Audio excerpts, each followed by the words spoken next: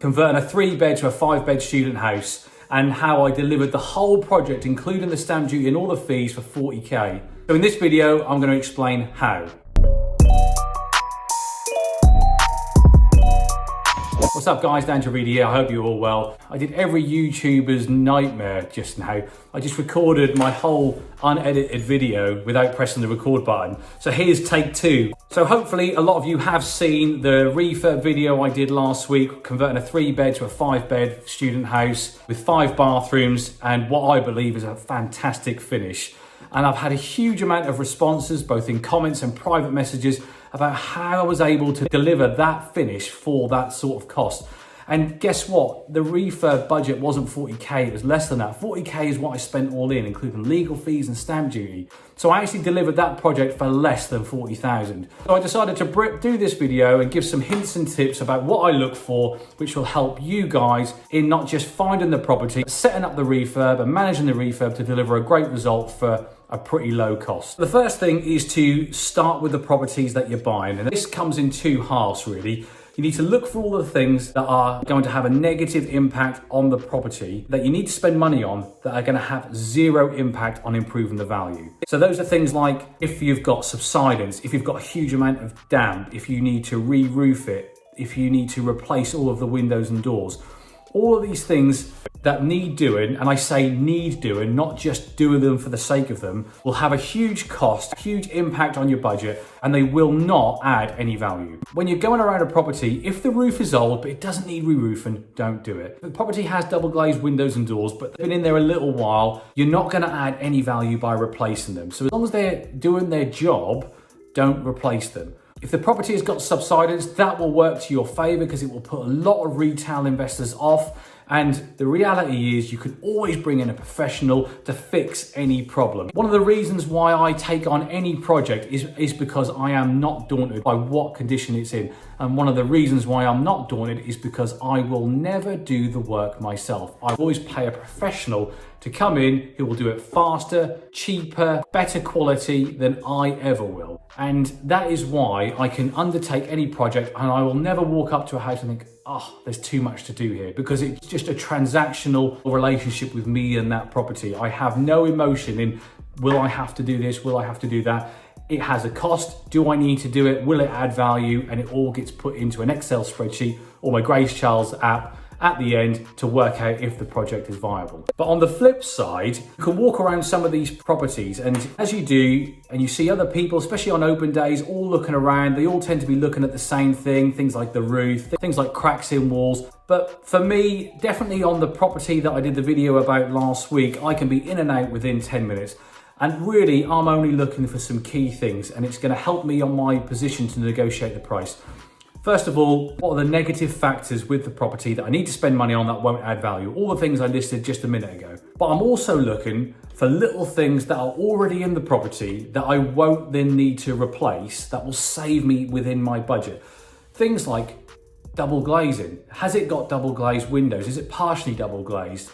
Does it need new front doors? If it hasn't, that's a massive tick in my box. What's the boiler like? A lot of these properties that I buy have the old back boiler behind a gas fireplace.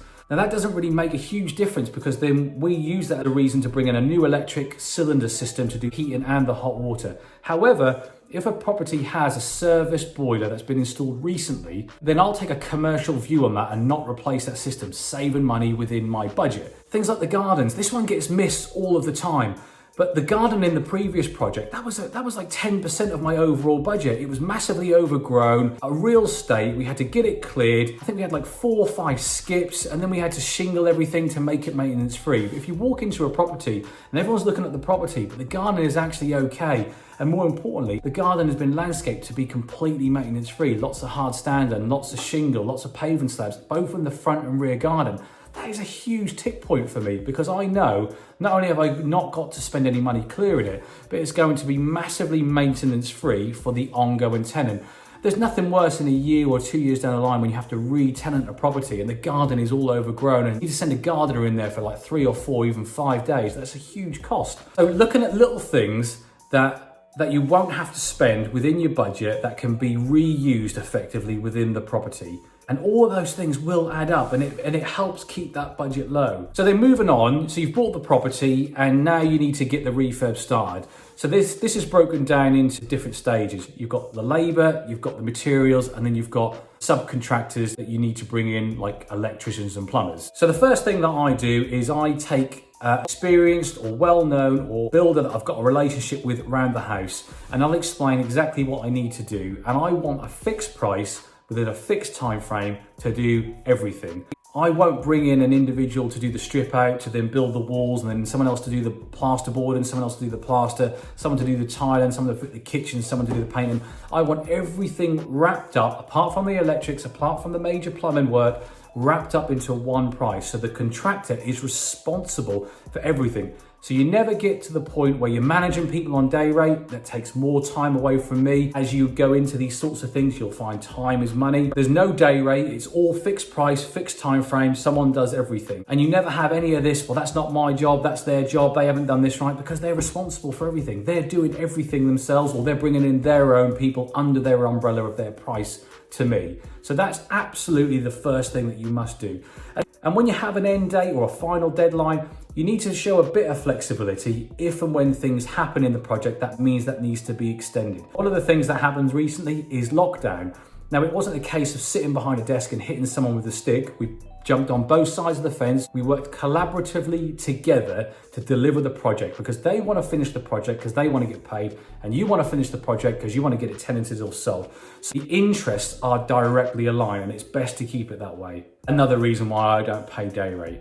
So once you've got the labor all fixed and you've got a fixed price for your electrics, fixed price for your plumbing, the next thing is the materials, because my price with those guys is labor only, not materials, which is absolutely key on these types of projects, because you need to be all over and you need to manage all of the costs. And one of the best ways to do it is to buy the same types of materials, the same supplies from the same supplier constantly. So one of the examples is the kitchen. We always buy our kitchens from Howdens. We always have the same type of kitchens with the same types of appliances, typically in the same type of layout to meet all of the regs. So the designer comes out, he knows what we want, he goes away, he designs it. We have the same fixed discounts. We get our price, it's pretty much in line with our expectation. So we're able to keep buying those kitchens, and it takes a hell of a lot less time than me shopping around 2 or 3 different suppliers. Same for the tiles, same for the bathrooms. For the bathrooms, a lot of people can get hung up on spending a huge amount on these en-suites. And if you put 5 into a project, it can have a huge impact on your budget. Now, I'm not saying that we have the best quality. We definitely have somewhere in the middle. And we tend to pay anything from $180 to $230 for everything that goes within that bathroom. It's a massively discounted price. And you can pick that up online from Plumworld or Victorian Plum. You may have to give them a call and say, look, I'm buying 5 of these, I'm a trader, I'm a developer, I'm going to be doing more in the future. And they have the ability to give you more discount as you buy more. Don't get me wrong, we do have some issues with the quality. We do have some issues with things like the runners and the wheels on the shower screens, but it doesn't happen on all of them, and it definitely seems to be isolated on certain projects where you tend to maybe pick up a bad batch. But it's just one of those things. Would you rather pay 3 times as much for this type of bathroom that's going to add no value, or would you rather get a good deal on an okay quality and take the rough with the smooth? That's where you save the costs. And then the general building materials, have accounts set up, let your guys order what they need, always check it. You should get it on an email, what's been ordered, always check the discount, check what's been ordered against what you should be using. You know, if you only need 20 doors and 40 are being ordered, something's wrong. So there needs to be a bit of trust there. Enabling your guys to do the ordering for what they need massively reduces your time, but you need to set everything up in the first instance to make it commercially viable and easy for them to do. And the second thing is to let them get on with it. I used to be one of these people that went to the refurb like every day, and I used to be one of these people that was hypercritical or always suggested this, or you could have done this differently. But I've learned over the years that you need to put your trust in people, and even if they are doing it differently to how I would do it or to how I've seen other tradespeople do it, let them get on with it. Even if they make their own mistake, they're the ones who have got to put it right, and they'll never make that mistake again. But overall, if you let people get on with it, I probably go once a week, maybe once every 2 weeks, depending on the contractor and the type of project. But if you let them get on with it, it looks like they're progressing, and you don't overpay every week or every 2 weeks or every month, depending on how you set it up, and you don't overexpose yourself. So there's more money been paid than work has been done on site, should always be okay. Never get into a position where you've overpaid based on trust and it would cost you more to finish that project if the contractor walked off site.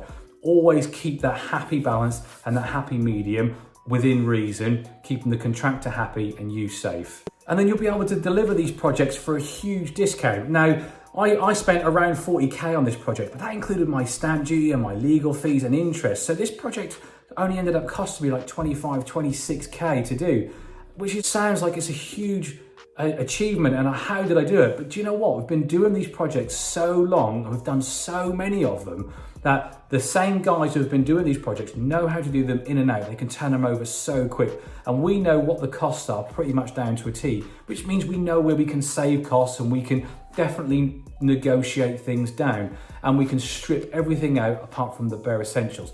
But don't strip too much out. Never ever compromise on the finish to save costs. Always get a great deal, always go for the best deal without compromising on the finish. That's essential. Don't think because you're spending loads of money on the construction side of it that you're doing a great refurb so you're always going to get the best price, because that isn't the nature of the beast. You need to understand the market that you're selling or renting to. And the reality is most of the people that you're selling to and most of the people that you're renting to could not care what construction work you've done. They couldn't care if you've re-roofed it. They couldn't care if you've underpinned it. They couldn't care if you've done X, Y, and Z that you're really proud of, that you're really happy with, but adds no value to them.